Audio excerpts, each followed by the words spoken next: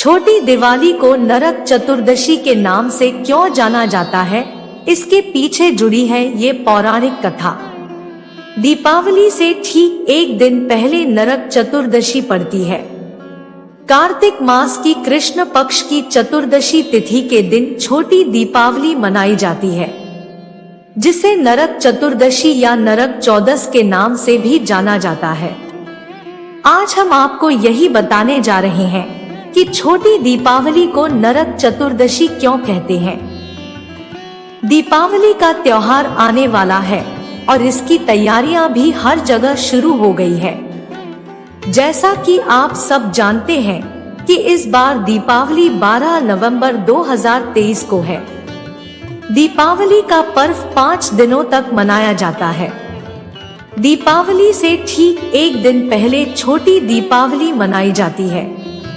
छोटी दीपावली वाले दिन को नरक चतुर्दशी के नाम से भी जाना जाता है।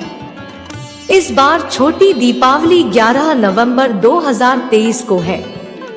एक बात सोचने वाली बात है कि छोटी दीपावली वाले दिन को नरक चतुर्दशी या नरक चौदस क्यों कहा जाता है।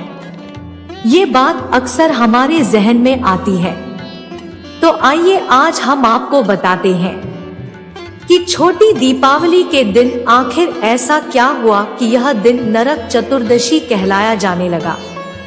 श्री कृष्ण ने किया था नरकासुर का वध। दीपावली का पर्व मुख्य रूप से भगवान राम के अयोध्या आगमन की खुशी में मनाया जाता है, लेकिन इससे ठीक एक दिन पहले यानी छोटी दीपावली के दिन भगवान श्री कृष्ण ने राक्षस नरकासुर नाम के राक्षस का वध किया था। नरकासुर के आतंक से सभी परेशान थे और उसने अपने बंदीगृह में 16,000 स्त्रियों को कैद करके रखा था।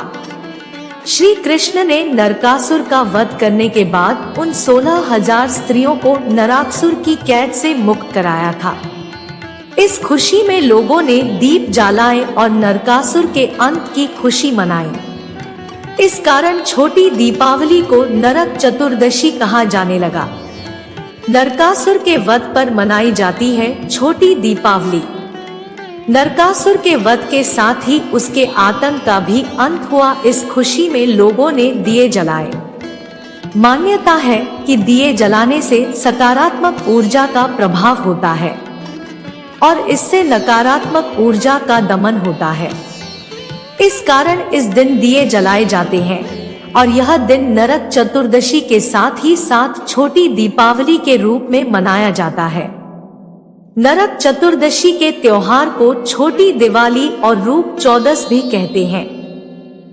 यह पर्व दीपावली के एक दिन पूर्व मनाया जाता है।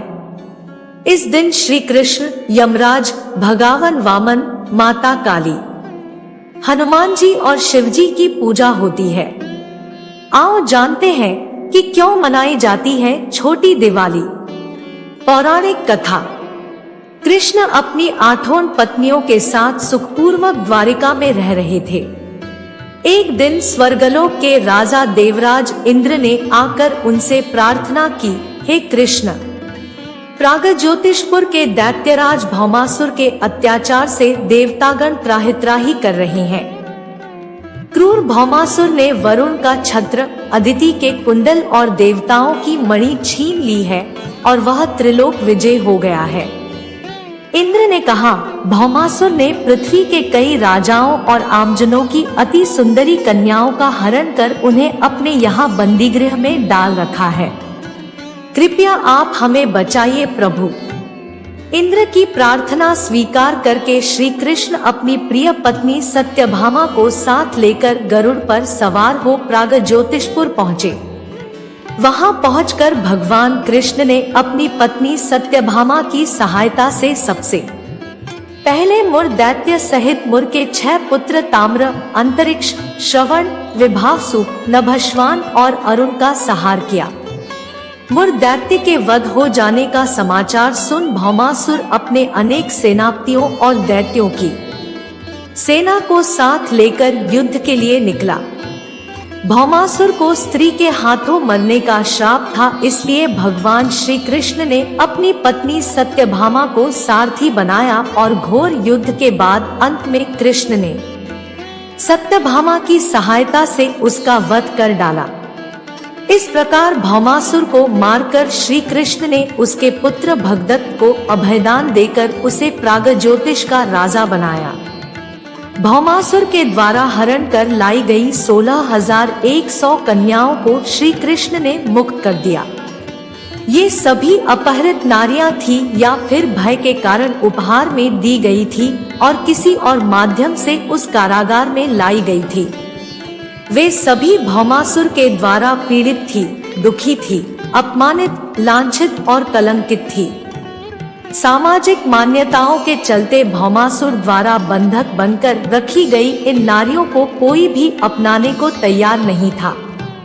तब अंत में श्री कृष्ण ने सभी को आश्रय दिया। ऐसी स्थिति में उन सभी कन्याओं ने श्री कृष्ण को ही अपना सब कुछ मानते हुए उन्हें पति रूप में स्वीकार किया, लेकिन श्री कृष्ण उन्हें इस तरह नहीं मानते थे। उन सभी को श्री कृष्ण अपने साथ द्वारिकापुरी ले आए।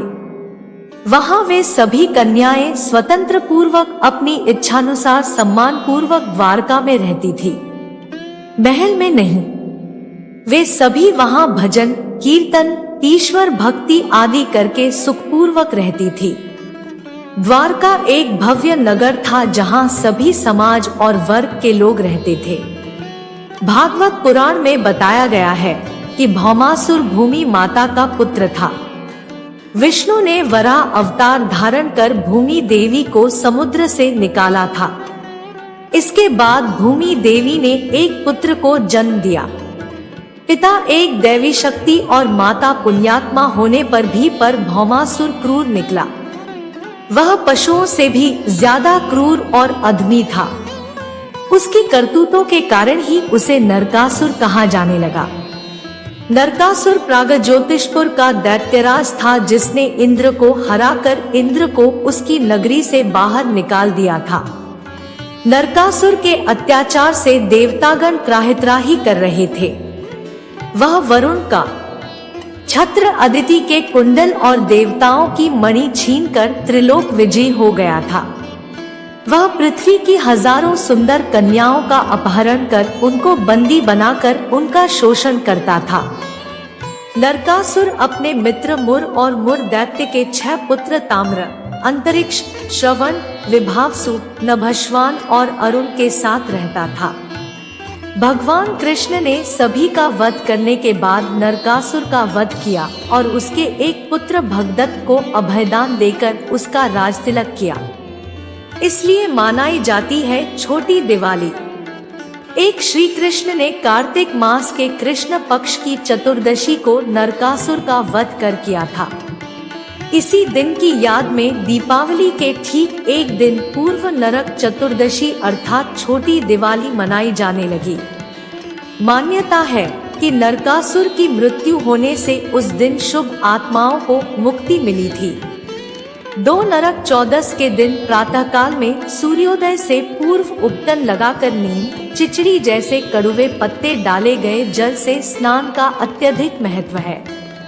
इस दिन सूर्यास्त के पश्चात लोग अपने घरों के दरवाजों पर 14 दिए जलाकर दक्षिण दिशा में उनका मुख करके रखते हैं तथा पूजा पाठ करते हैं। 3 इसे छोटी दिवाली और काली चौदस भी कहते हैं।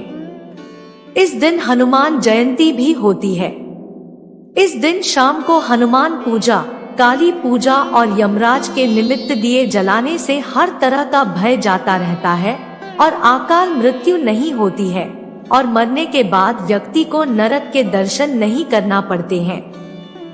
आशा करती हूँ कि आपको यह वीडियो पसंद आई होगी। यहाँ तक बने रहने के लिए शुक्रिया।